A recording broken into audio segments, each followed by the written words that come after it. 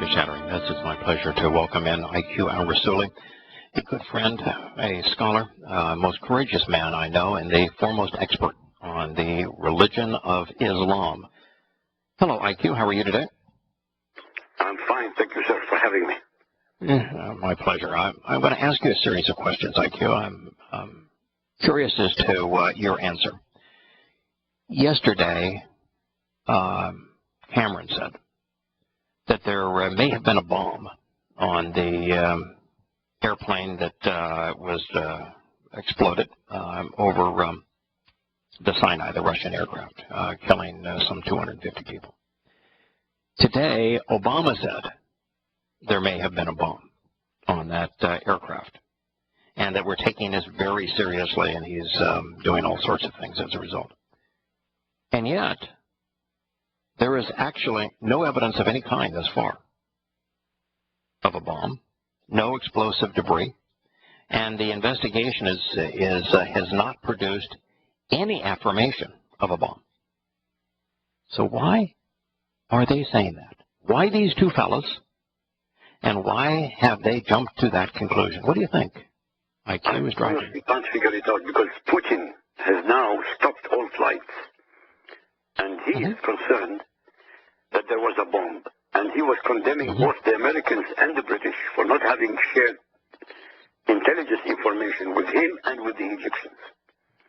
Something is very the only thing that the only thing the Americans have, and America is just despicable in this regard, is that we spy on everybody and everything, including Americans, including Brits, including everybody. And we claim that there was a heat signature that said that there was an explosion, although there's no indication that the airplane, other than its tail section,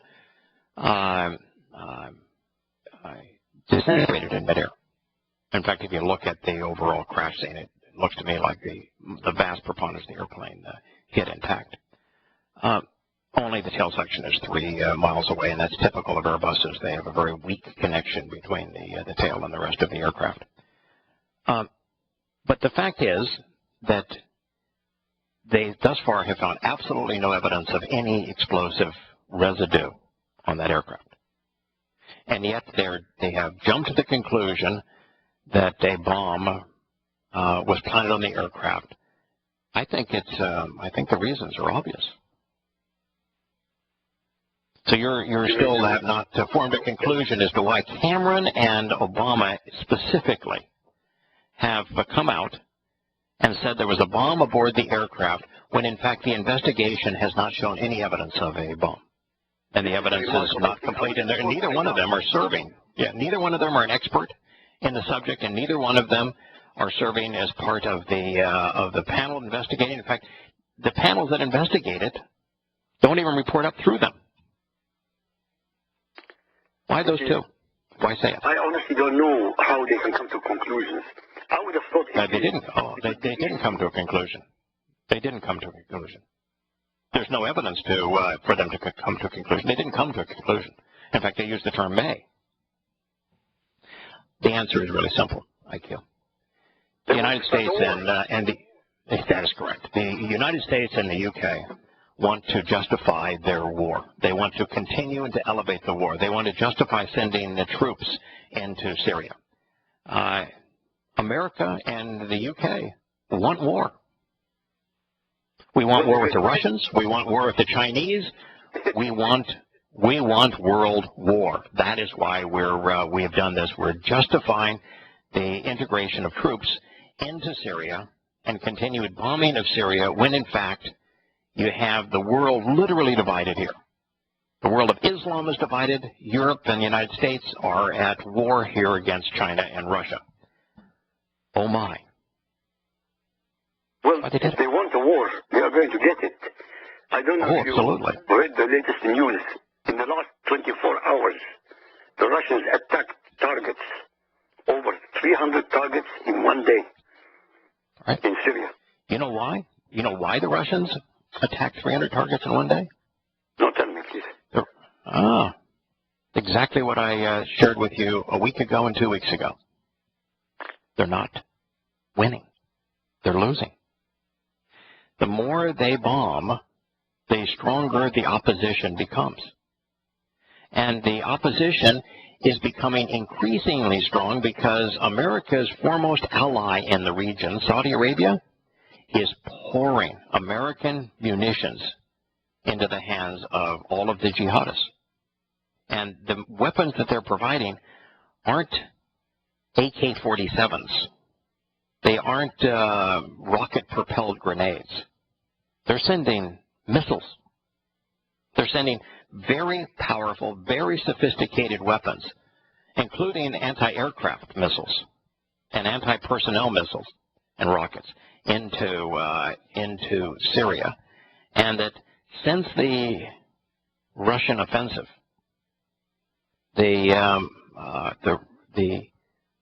those who are opposed to Assad have made tremendous gains. That's the problem. You know, with Islam, you can never prevail with bullets and bombs. The Russians thought that they would defend the Assad regime with bombings. Didn't work. Made them stronger. But by supplying these weapons to these people, as you know, the Muslims will turn it against the West anyway. Of course, and sort of win situation. Here you have no win. It's only lose-lose. The Saudi Arabians are saying that they're true in a fighting against the Islamic State, when the Saudi Arabians are providing weapons of untold amount to al-Nusra, which is the al-Qaeda associated group, where the Islamic State is associated with the American Awakening program in Iraq. Oh boy, huh? Ain't we got fun? And so on one hand they say that they're opposed to them, on the other hand they're providing them with mountains of American weapons. You know, a year and a half ago or 2 years ago, every single act of terror by any Muslim anywhere in the world, and the news media said it's al-Qaeda. Now, any act of terror anywhere in the world, and the newspapers say, or the news media say, it's ISIS. This is not the fact. The fact is, it is Islam. It has nothing to do with ISIS. It has nothing to do with Boko Haram. It has nothing to do with al-Qaeda. Every single Muslim is a potential mass murderer. That's, by the way, the reason they use ISIS as opposed to Islamic State. They want to disguise the fact that it's Islam. Well, you read in the news media, the only time that you'll ever read Islamic State in the media is they'll say it's the so-called Islamic State. No, it's the reason I never use ISIS, because ISIS misses the point, and it's a name that was only used for a month anyway, and it misses the point entirely. The point is, this is the Islamic State. This is the state of Islam. This is what Islam represents. But you're right. A few days ago, he wouldn't use IS or ISIL. He used Daesh, which is the acronym in the Arabic language. And I promise you, he has absolutely no idea, as a moron that he is, what it means. Right. He has no idea. No. But he used Daesh so that he cannot and will not associate Islam with terror. Correct. Yeah, in fact, his whole speech was on violent extremism. In fact, in Turkmenistan, he told the government of Turkmenistan that secular dictator there ought not pursue the fundamentalist Muslims, and that by sanctioning and isolating the Salafist fundamentalist Muslims, according to Kerry, that they were making the situation worse. Where every time that America has taken the dictator away from their squashing of fundamentalist Islamic terrorism, the whole region has exploded in terror. Kerry's advice says that we haven't a clue as to what we did in Afghanistan, in Iraq, in Yemen, in Syria, or in Libya. Clueless. Or Somalia, or everywhere. Literally, everywhere the United States went in a Muslim country, they had no clue. Islam, devastated. Islam is so deadly, it is so destructive, that if Islam is not controlled by a dictator who who is a secular dictator, who is does not allow the people any autonomy or any freedom. Under any other circumstance, Muslims will not only kill one another, they'll kill everybody else. Correct. And I cannot understand, well, I can understand that the American media and the American administration has not learned a single item in 66 years. No. Not an iota. Continue to make the exact same mistake. The same mistake again and again and again, expecting a different result. Insanity. Now, next question I have for you. Why did the Islamic State claim responsibility for murdering over 200 innocent civilians? And why did they hand out candy after the fact to celebrate the death of 200 plus innocent civilians? The same way the Palestinians, the so-called Palestinians, celebrated the death and the Holocaust of 3,000 Americans on 9/11. Correct. Which is Islam. Yeah. Islam celebrates death, and particularly its participation in snuffing out innocent lives. And you have to be extraordinarily perverted. Your religion has to render you absolutely immoral to celebrate the death of innocent life, particularly celebrating your religion's contribution to the death of innocent life. But this is exactly what Muhammad had done 1,400 years ago. And this is exactly what Muhammad bequeathed to his followers in his Quran, is to go on jihad, jihad, jihad, until the whole of humanity is either subservient to Sharia law or is exterminated. Correct. It's not a difficult operation to understand. This is not the theory of relativity. This is simple. A plus B is equal to C. 1 plus 1 is equal to 2. Correct. This is the nature of the religion. Now, the next question I would ask you, you may have heard that King George I, George Herbert Walker Bush, the first Bush to be president, has come out with a book that is published today that blames the invasion of Afghanistan and Iraq on Cheney and Rumsfeld, both of whom, by the way, worked for King George I. And it blames it on them, saying that they were both hawkish. They wanted to fight everything that moved. They misled his son, and therefore they were responsible for Afghanistan and Iraq, not his poor, naive little boy. Why do you think he did that? Because he's the father of his son. That's the father. So he's trying to exonerate his son by saying his son was a patsy to two overly aggressive hawks. But I understand that part. His excuse is not acceptable, by the way. Even his excuse is not acceptable because the buck stops with the president. Correct. That is correct. But really what I was driving at here is that the reason that George Herbert Walker Bush would try to blame Afghanistan and Iraq on Cheney and on Rumsfeld, trying to exonerate his son, is that if you've got half a brain, you know that America's invasion of Afghanistan and Iraq were stunningly counterproductive, that they were literally suicidal. And so he's trying to separate his son from being responsible for those unmitigated disasters that brought us the Syrian conflict, that brought us the migrants into Europe by the millions, that brought us on the precipice of World War III. He's trying to separate his son from the disasters of America's invasions of Iraq and Afghanistan. Well, I don't think it will work. I don't think there are so many. I know there are a lot of stupid Americans. There are. But not the majority of them to swallow this bull crap. The buck stops with the president. Yep. Obama is listening to his advisors, or maybe he's not even listening to anybody. Mm-hmm. In the end, what he bequeaths is his responsibility, and nobody else. Yep. In fact, let's just talk about responsibility. What is the consequence of removing the dictators from power in Afghanistan, Iraq, in Syria, and in Yemen? The same. What's the dictator? same, a disaster. The Muslim ISIS-type people will move in, the religious Islam. These people who were secular, as you said a few seconds ago, they keep the lid on the religious people. Saddam Hussein, my president or my dictator in Iraq, did the same thing. He wouldn't allow either the Sunnis or the Shia mullahs to open their mouth in any way, shape, or form. He cut their heads off.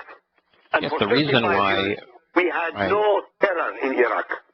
It's the reason why Osama bin Laden hated Saddam Hussein and wanted the opportunity to invade Iraq and fight against Saddam Hussein, because Saddam Hussein would not allow any fundamentalist Islamic terrorist group in his country. Yes, sir. As I said, we have no act of terror under Saddam Hussein. The only acts of terror were conducted by Saddam Hussein against his opponents. Yeah, and they weren't even acts of terror because of the fact that he did not go against defenseless civilians. Even when he gassed the Kurdish city, the Kurdish city had that community, town, village, had taken weapons from the Iranians in the middle of the Iran-Iraq war and gone to war against Iraq as an Iraqi citizens, as an Iraqi population. And so there he tried to fight them using conventional weapons, and he lost. And he would have lost the country any other way. So even then, it's not an act of terror, it's an act of war. But in all of those countries, terrorism is up by an incalculable amount. In Libya, Syria, Iraq, and Afghanistan and Yemen. Kidnapping for ransom up in an incalculable amount. Enslaving little girls to make them sex toys. The annihilation of Christians. All of that. Hugely exacerbated by our counterproductive invasion and bombings of those countries. And yet we don't take responsibility for it. Yeah, but they continue doing it. Obama continues doing it. Cameron is continuing to do it. And the French now are sending an aircraft carrier, their only aircraft carrier, yes, to supposedly attack ISIS. How are they going to attack ISIS? With an aircraft carrier.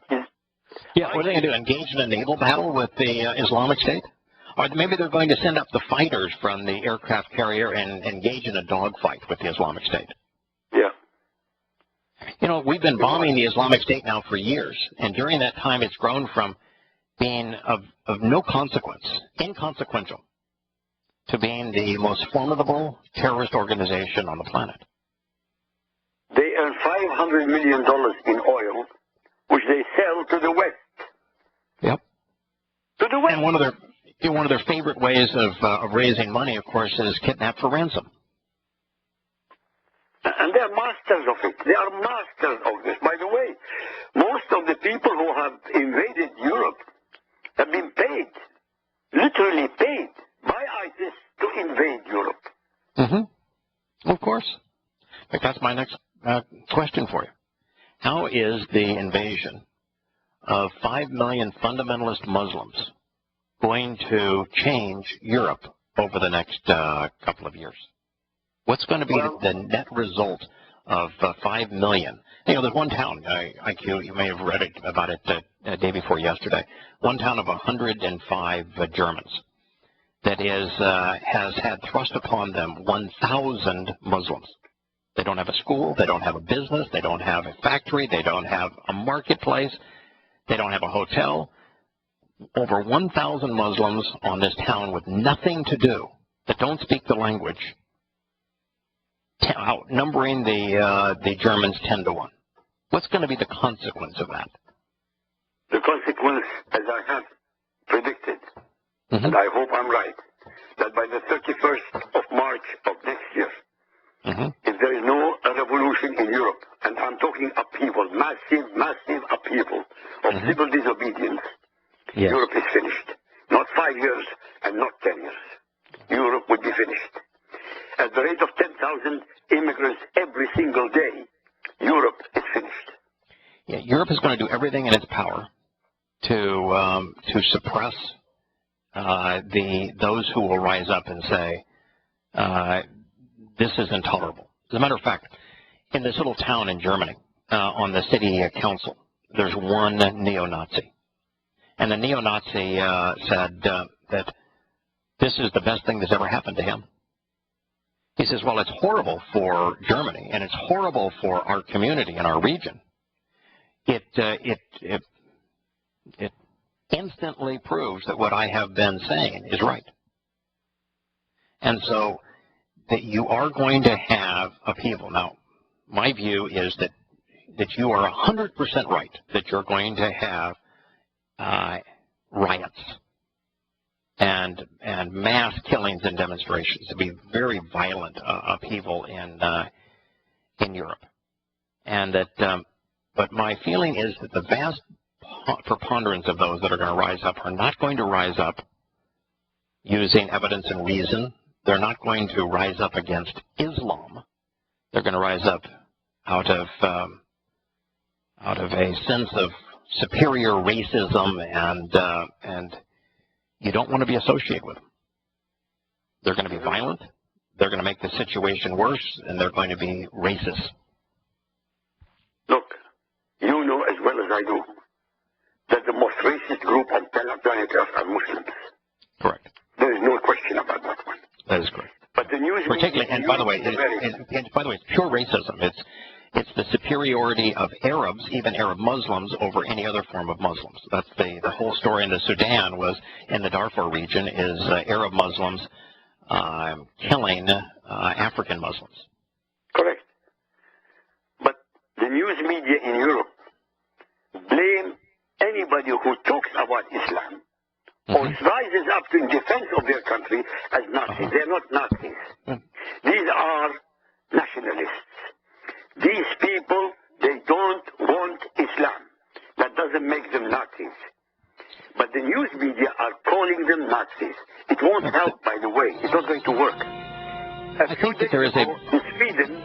Sorry. I was just going to say there's some of both. There are a lot of neo-Nazis and throughout Europe, and particularly in Germany. And there are a lot of neo-Nazis who have associated with the anti-refugee situation. But there are a lot of other people who recognize the problem is Islam. But who's going to really be the most violent? I think there are three potential outcomes in Europe. One is what you hope for, that thoughtful individuals clearly communicate the dangers of the menace that is Islam, and that they hold peaceful and yet massive rallies and protests against their government, forcing the government's hand, overthrowing those who invited this disease into the country by the millions, their countries by the millions, and that by intelligent remarks that expose and condemn the very nature of Islam, that they will prevail. That's one opportunity. That's the most hopeful. The second is that those motivated by race, that hate other people, are going to lash out at these Muslims because they are a different race, because they're different in terms of their culture, and they are going to be violent, and that the upheavals will bring anarchy to Europe. And Europe is going to move into a period where it is mayhem. The third is that nobody seems to care. The people are just wholly apathetic. They continue to bring in Muslims, and they both terrorize and bankrupt Europe, so that Europe is simply meaningless in terms of the world stage. Which one of those three you think is most likely to occur? I prefer number one, obviously. But yes. I think number two will happen. Yeah, I do too. That's what I think is going to happen. You know, it's interesting. Two things are really interesting. The truth in Syria right now is the Saudi Arabians with American weapons have increased the influx of weapons to the jihadists by somewhere between 10 and 100-fold. and they have absolutely stymied the Russian and Syrian defense. And so you'd have to ask yourself, why did the Saudi Arabians increase their supply of weapons by 10 to 100-fold at this time? At a point of time where there's between 10 and 20 million Syrians that are trying to flee the country. And why did the Saudis choose to accept none of them in Saudi Arabia, actually enabling them to go to Europe? Why those two things from the Saudis at this time? Because they are forcing Europe to submission. Yeah, the Saudis are not interested in having any Muslim who is not a Saudi, or any Arab who is not a Saudi. They are the most racist of all of the Arabs ever. Correct. Correct. But the most important thing for the Saudis and for Erdogan of Turkey is that Europe will be invaded and will submit to Sharia law. And they're doing a fantastic job. Yeah. This is Saudi Arabia and Turkey working together to Islamize Europe. And they're doing it deliberately. The one thing that the Saudi Arabians are contributing to the mass migration is actually two things. And it's the same two things that the Turks are supplying. Weapons and jihadists that exacerbate the problem and make sure that the war will never end and that it gets bloodier and more ruthless and send more people out of Syria. And number two, they're building mosques. So that little town in Germany that doesn't even have a church, it's now going to have a big, glorious mosque. Well, I like to repeat what Erdogan, the Turkish Prime Minister, said. By the way, calling him a prime minister is way too kind.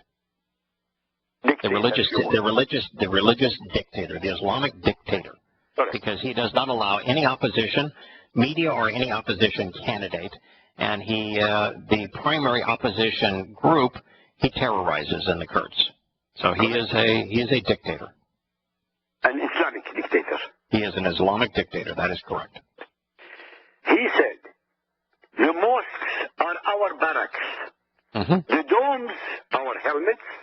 The minarets, our bayonets. And the faithful, our soldiers.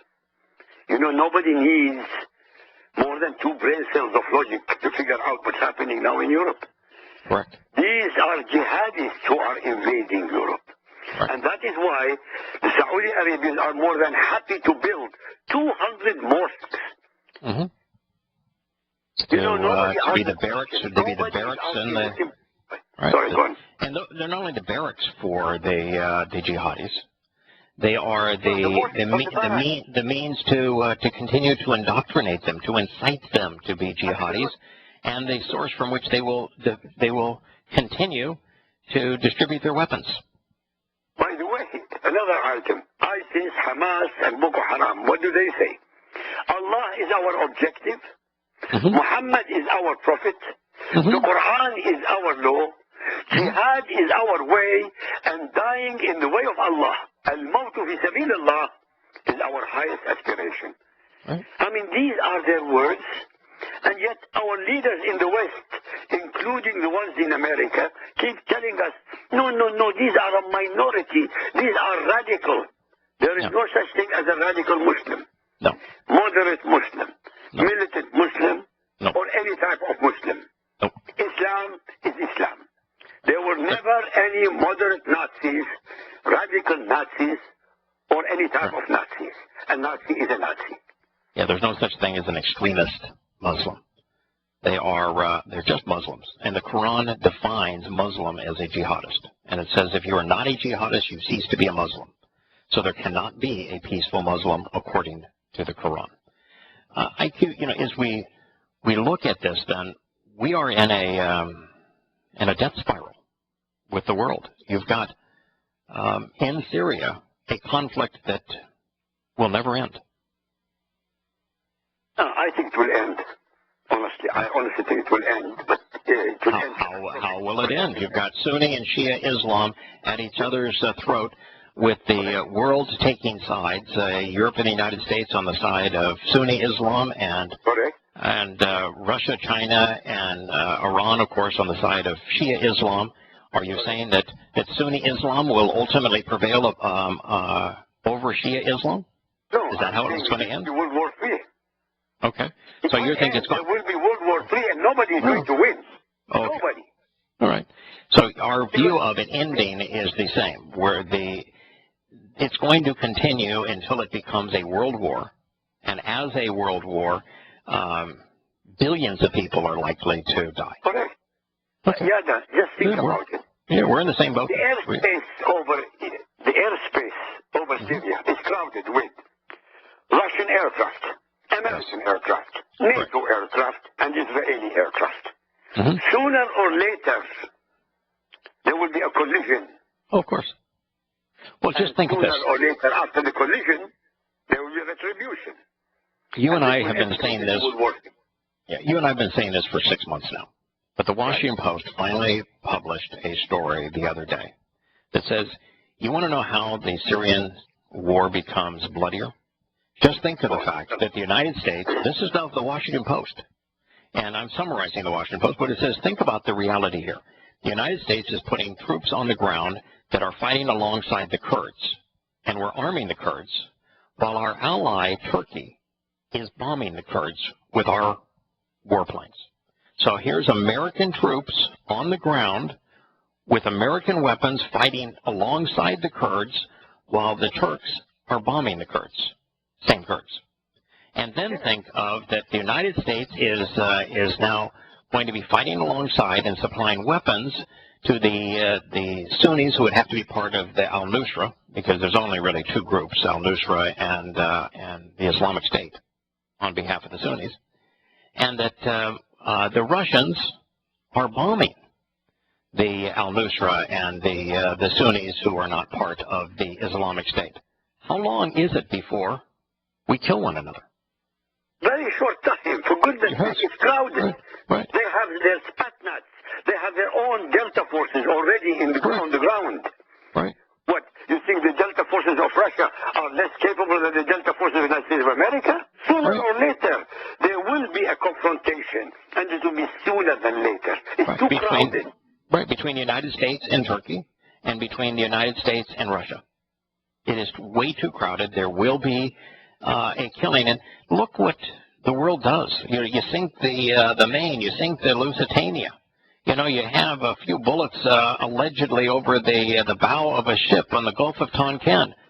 What do Americans do when that happens? Well, what do the Russians do when that happens? What we declare war. Israelis do when that happens? You know, the Israelis are not out of the story. No. They have their own security necessities. They have to worry about their own survival. It's too crowded. It's too crowded. Right. There will be a confrontation. There has, I don't think ever in human history, has there been a conflict, as you've seen this one, with Sunni via Shia, with the Kurds against, who are Sunni, against the Sunni Islamic State, with two Sunni groups, al-Nusra and the Islamic State, at odds with each other, with the United States both opposing the Islamic State and having created the Islamic State, with us arming both sides, with our allies on opposite sides. I mean, I don't think you could have ever conceived a situation as twisted as what we're witnessing in Syria, or as impossible to get out of. Well, you said it all. I don't have to add anything. It's a cauldron of which is broth. Yes, except it will end up in disaster. There is no doubt. I mean, there is no doubt, because it's a small space with everybody crowding into it. And the disease now is oozing all through from Europe. Russia, aircraft from Israel. Sooner or later, and sooner than later, there will be a catastrophe. Of course. Oh, well, and plus the fact you've got the disease oozing all the way through Europe. all at the same time. And by the way, it's not just Syria, and it's not just Libya. Our disaster in Libya ignited a hellstorm throughout northern and central Africa. Correct. And it's not just in Syria. It's in Iraq. It's in Afghanistan. It's in Pakistan. It's in Yemen. And it's not just in places that we would say, oh, well, that's under control because you got a dictator again. In Egypt is a disaster. There's no more dictatorial, ruthless regime, militaristic regime anywhere in the world today, worse than Egypt. And yet that government is better than the government that it led the coup to replace. Absolutely. There's no question about it. Right. And look at the Sinai.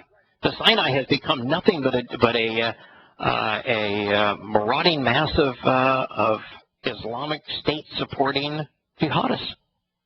Yeah. But and the Muslim Brotherhood has just gone to the border of Egypt and Libya and are there armed to the teeth. It's only a matter of time before they attack Egypt. Look, we keep saying, or the news media keeps telling the world that ISIS is doing this and ISIS has nothing to do with it. It is to do with Islam.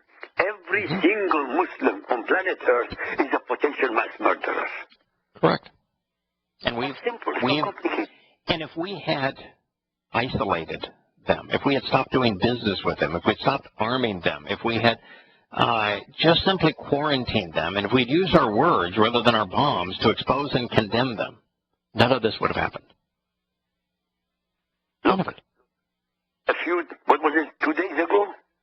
A young Muslim, 18 years old, with a huge smile on his face, attempted to murder 4 students in California at the university. And when you look at his historical profile, he was brandishing a knife at the age of 2. Right. He was indoctrinated to do that, right? Do you think that story, by the way, never made it nationally? That story never appeared in any major news publication after it said that somebody wielding a knife killed 4 people at a U.S. California university. After the point that it was learned that the knife wielder was a Muslim indoctrinated from youth to do this, total silence. The media is complicit in the deception that is so deadly. It has been complicit for 66 years. They're more criminal than ISIS. Why? Because they're undermining the Europeans and the Americans. The most important thing, the sheriff, she said, we can't understand why he did it. Why could he not understand why he did it? He is a Muslim. He was shouting Allahu Akbar. So what more does he need to understand?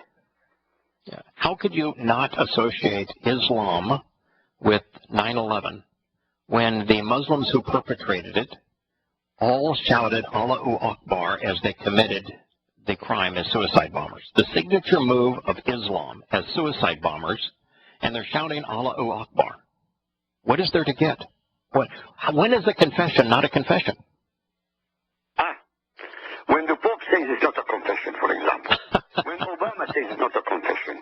When the news media says it's not a confession. And when the leaders in the West say it's not a confession. Then it's not a confession. So when they lie. When the president tells you the Islamic State is not Islamic. Yes. What are they? Are they Buddhist? Yeah. No, but you see, Obama is not lying. Are they socialists? No, but Obama is not lying. Obama is undermining America. Obama is using taqiyya. This is a type of lying, taqiyya. Yes. He is undermining America. This is his purpose. It was his purpose from the day he moved into the White House. But I would tell you, IQ, that while he is bad, I can't say that he is any more disastrous than his predecessor.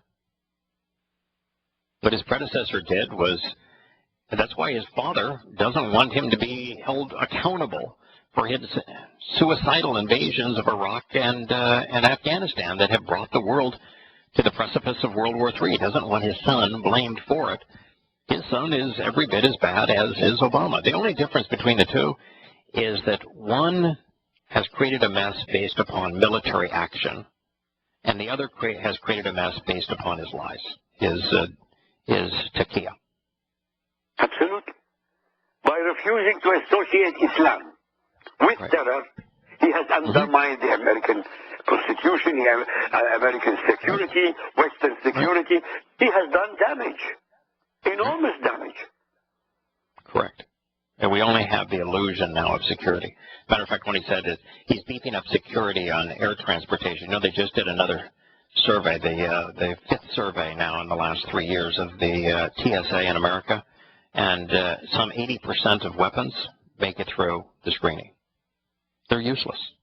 It's like our currency is the illusion of something that has value, has no actual merit. It is the illusion, by the way. It is an illusion.